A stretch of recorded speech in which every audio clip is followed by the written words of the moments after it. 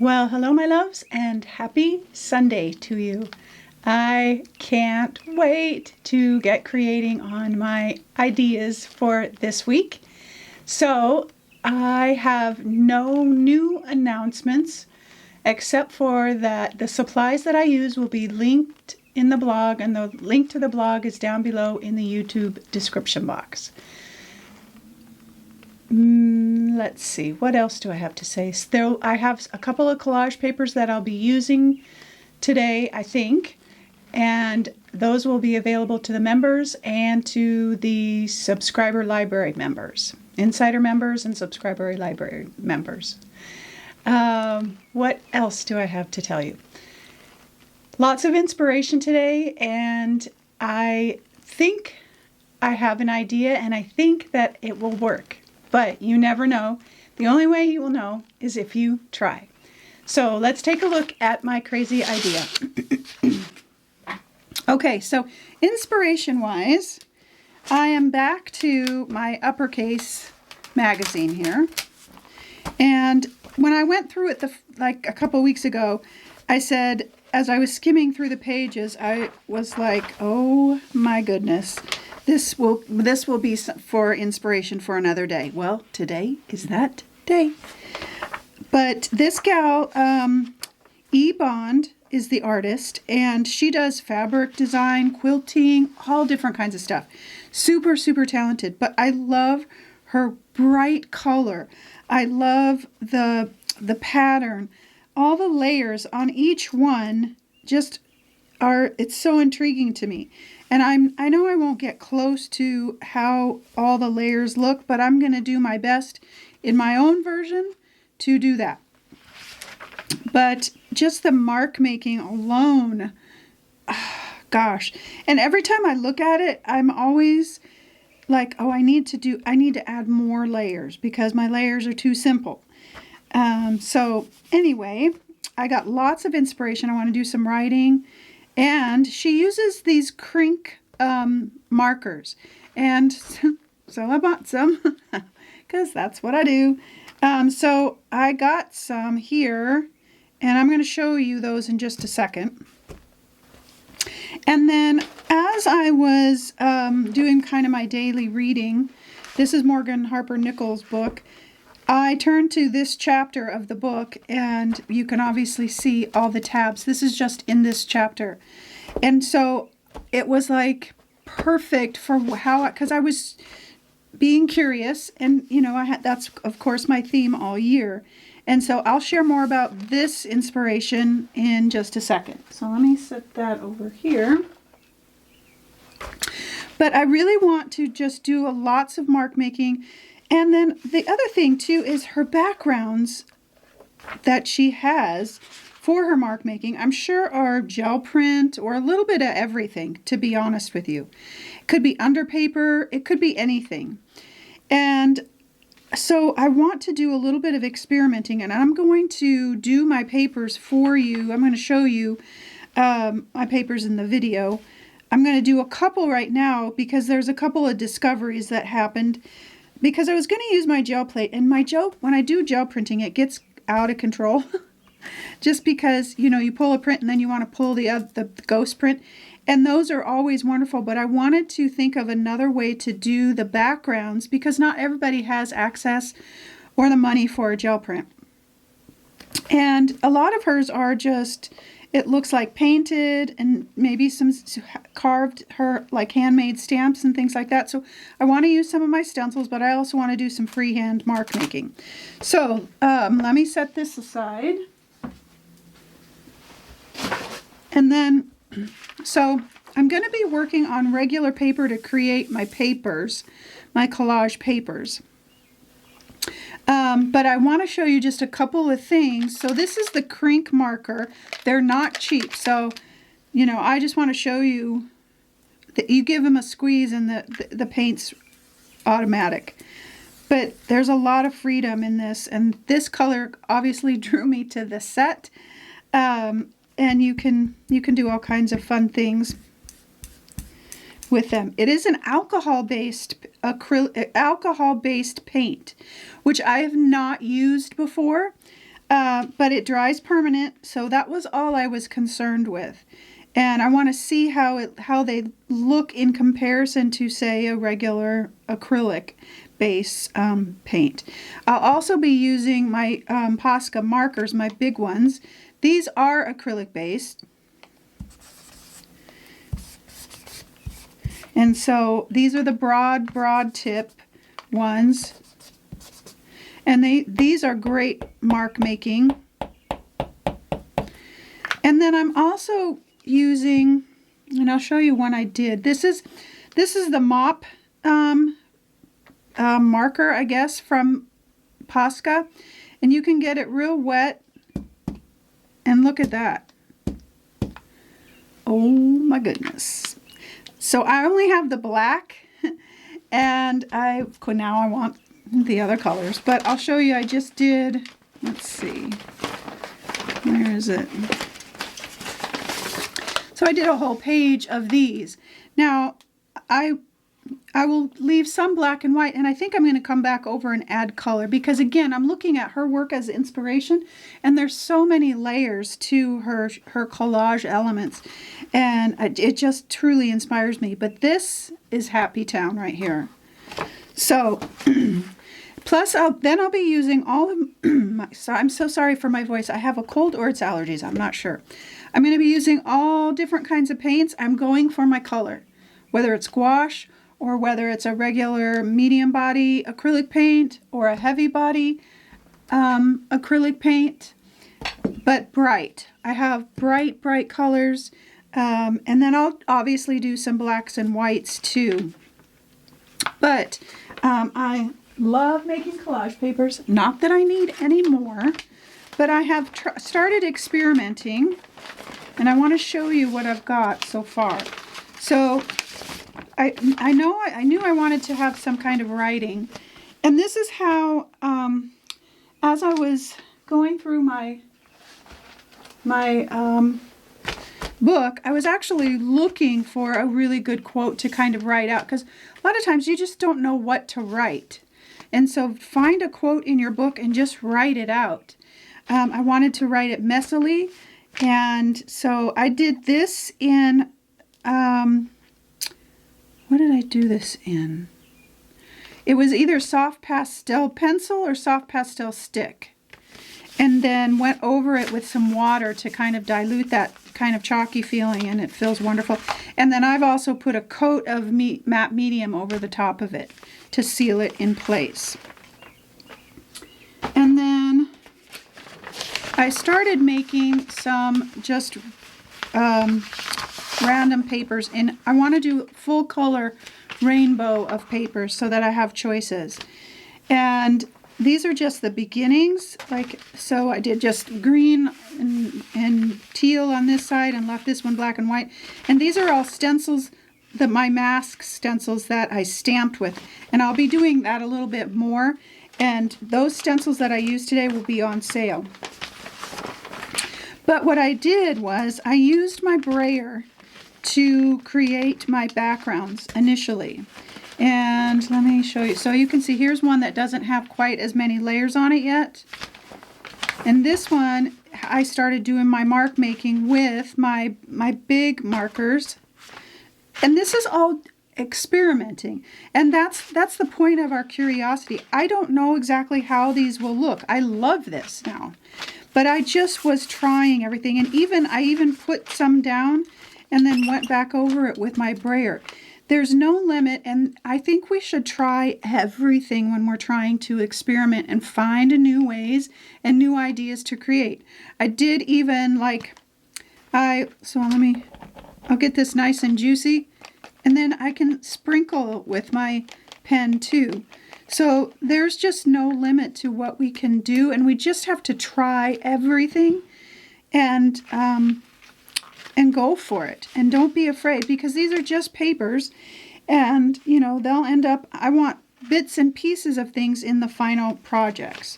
So let me set this aside. Now these ones I did differently, and I love this look. Love it. So this one, I'm going to continue working. This one has several layers on it. Look at the grunginess of that. So I initially did a brayer out of color, and then let me just, what color do I want to use? Maybe I'll do bright green. So this is dry. And what I did was I put some out here on my palette. I'll scooch this over.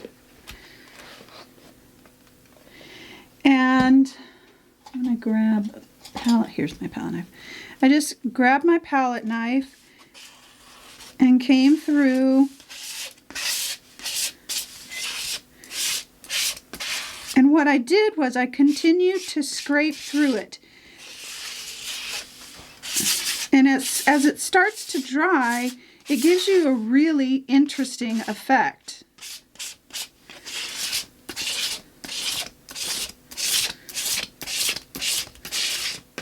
So I'm just continuing to scrape through it, and I kind of clear off my palette knife and move that around.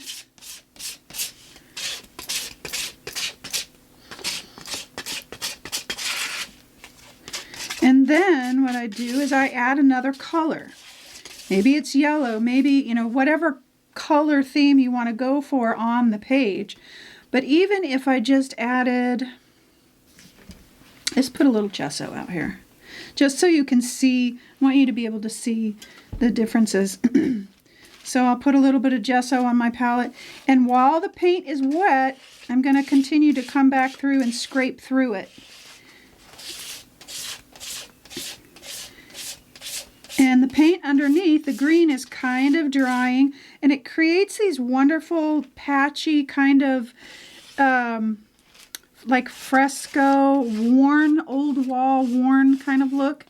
And I just continue to scrape and scrape and scrape over and over and over. And sometimes I'm not adding a new color, and sometimes I am. You see, like this over here is pretty dry, so as I continue to scrape, it's going to give me some really interesting pattern. And then too, once this starts to dry, I can come back now with my brayer and see what happens. What would happen if? And that's all I want you to say as if you decide to build collage papers along with me. What would happen if? So then I'll come back with my palette knife and I'll clean this off. And what happens if I just come back and continue to scrape over it? I'm scraping off some of the top layer, some of it's staying. And it's pretty dry right now, but it's not fully set. So I can come back now and kind of scrape things off.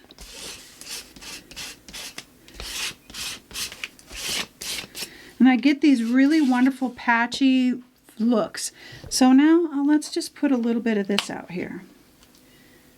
Tiny little bit. I'll come back in. And I really wanted to give options for those that don't have a gel plate. Plus, I have a little bit more control, like as far as not ending up with 3,000 sheets of collage paper for my gel prints. I mean, we could possibly end up with that anyway, because this is just so fantastic. But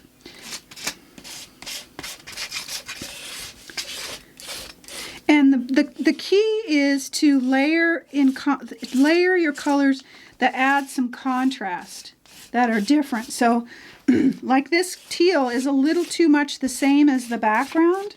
So I'm going to brayer this out just a tiny bit.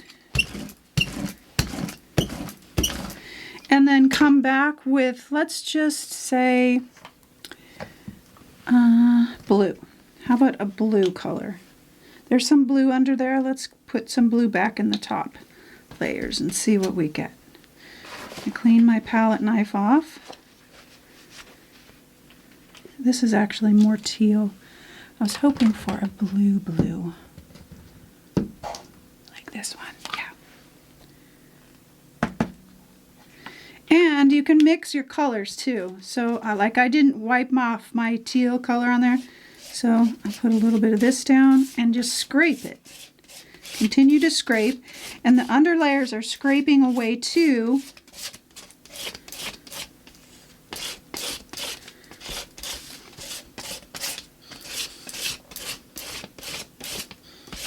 And it gives you a real inconsistent look, which is what I want. I don't want it to be pretty. I want it to be messy.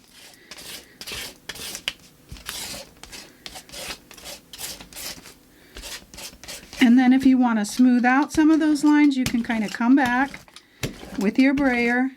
And it's, I mean, it dries fast as you're putting your layers on, so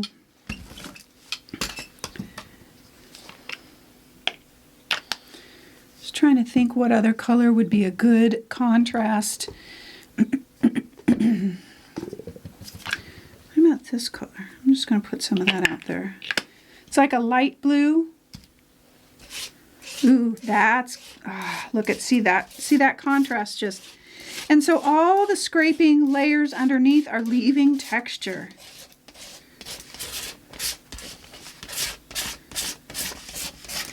And I'm working on not making it uniform, like having all the color perfect. And then also, if so, like this is drying fast, I'm going to stick my palette knife in some water. And it'll kind of lift some of that paint.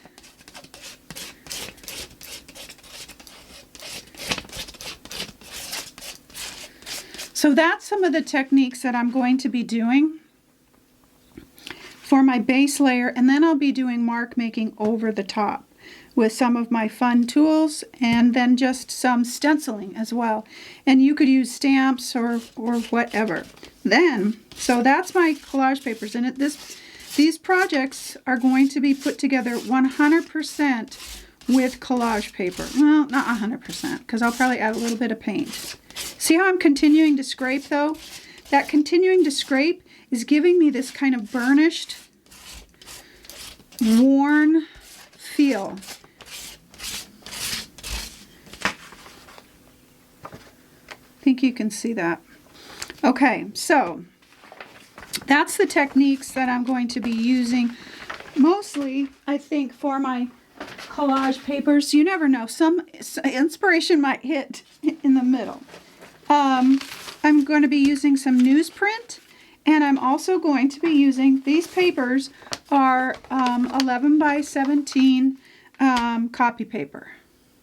This is from my mop pen. And then, let's see.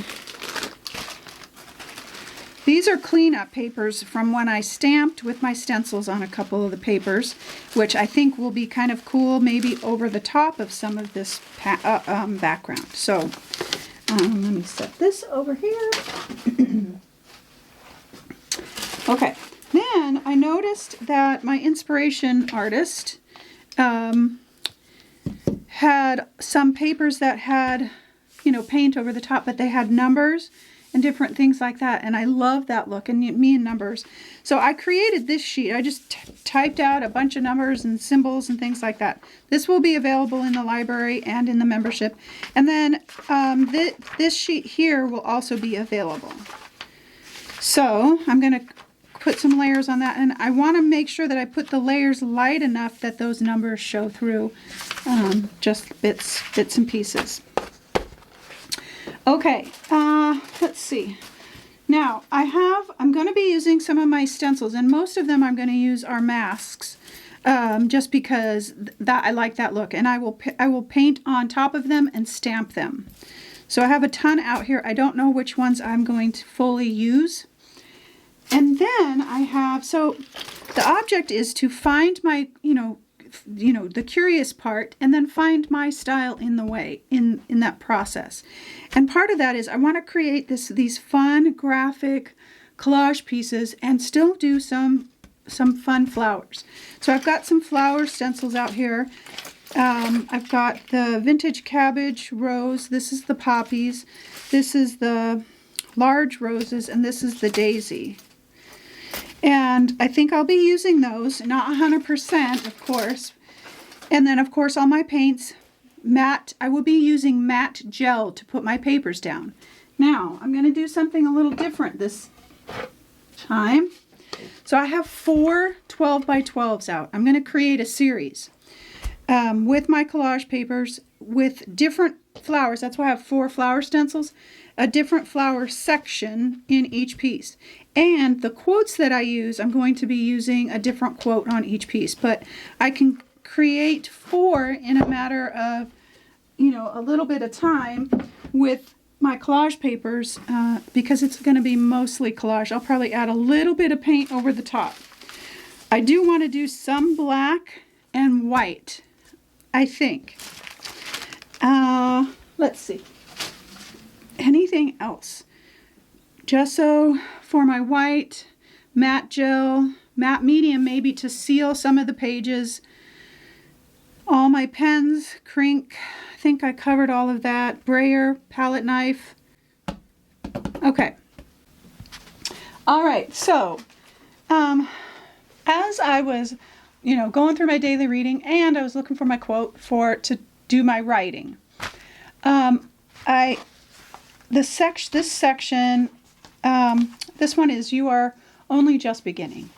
And she does different sections on different topics. And this one is about the honeybee, which is funny because she likens it to curiosity, flying around and, that kind of thing. But there were 5 pages about curiosity.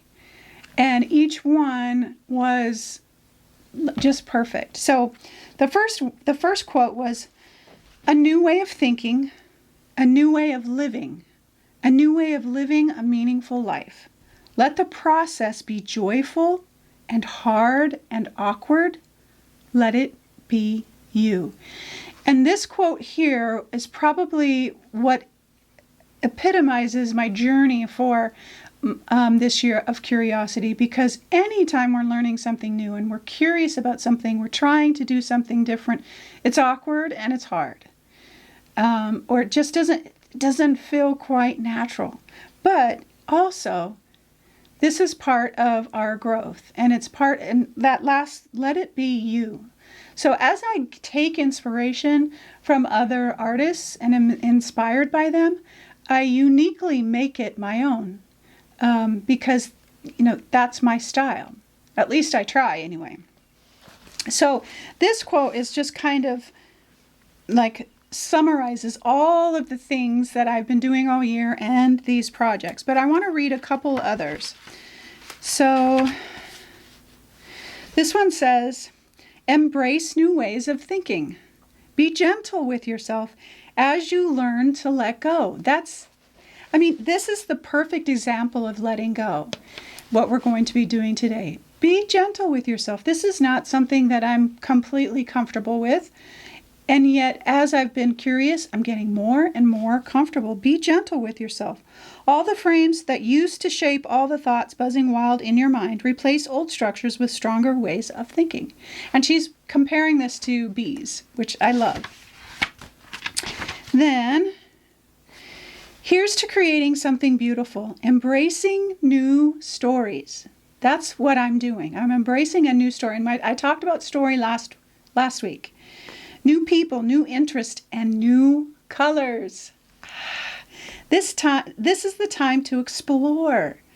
Every day you choose to create, you are becoming part of something bigger than you. You are becoming wise, you are becoming resourceful, letting the wind lift you as you tire, daily practicing generosity and resilience for the journey ahead. So there's just so many good bits to each one of these. I'm like, which one is the main focus? That's why I'm reading them all, because they're all good. Let go of perfection and bring forth goodness. That has been the biggest thing that has happened for me this year, is letting go of perfection. And I'm going to read this last bit to you, and it's perfect. But and perfection in all areas, perfection, on myself, on my pieces, on how I create. I get very stuck and linear and I'm trying to be freer and all those kinds of things. Let go of perfection. It's so hard. So then the last one says, 6 signs you're staying curious and nurturing your creative soul. 1, You become less worried about what others think when you share your ideas. Really, really hard. But you become less worried. These are your ideas and you don't care. You're going for it. You're going to do it. You're going to take the leap. You're going to take a risk. You're going to make ugly art. You don't care because this is your journey and you get to do it. 2, you're seeking new ways of problem solving stemming from your hope for the future. You're discovering new passions that you will talk about for hours. It's so true. Somebody, I can be fairly quiet in a setting of a lot of people, but they start asking me about art. Good luck getting me to stop talking about it. This one's good. You're noticing your inner critic is not as loud as it used to be. That's a hard one. It's a hard one, but that's part of that perfection piece. That's that part of letting go. That's that part of a new way of thinking. You're falling in love with the process of making things, not perfect things, not masterpieces, not anything that would maybe even be for someone else. You're falling in love with making, period. Creating collage papers, whatever it might be, you're falling in love with it and it fills your soul. And then 6, your curiosity is piqued as to where the journey might lead. And that is my story. Where will this go? What will this do? How will this change my art? How will it change my business? How will it change my thought process or how I feel about myself? That's a big one. And so let go of perfection and bring forth goodness. A new way of thinking, a new way of living, a new way of living a meaningful life. All those other quotes come into this. So when we let go of perfection, when we stop worrying about what other people think about us in general, but let's just talk art for a second. Letting go of what other people think is a big one.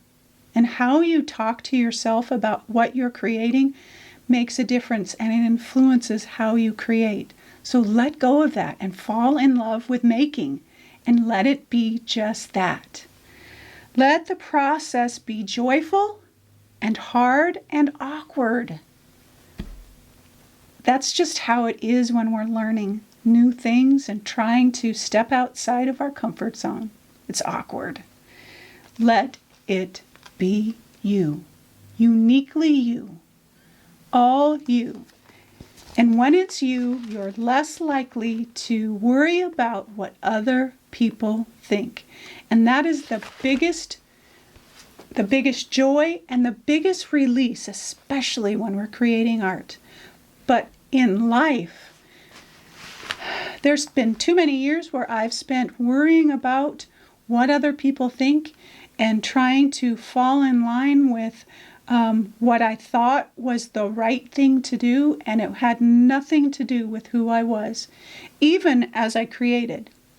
And so we're always journeying and growing and learning new things, and let all of that be uniquely you, because what you bring forth into the world is a beautiful gift. We need that. All of us need that.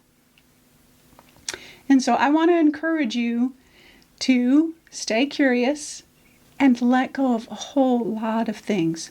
The negative talk, the thought of something having to be perfect or finished or anything. Fall in love with making and let it be you.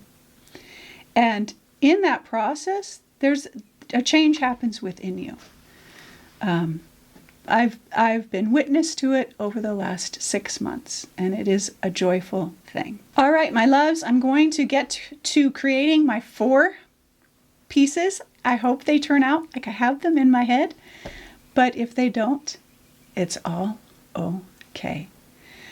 I hope your Sunday is restful and peaceful, and I hope that you always, always know that you are loved.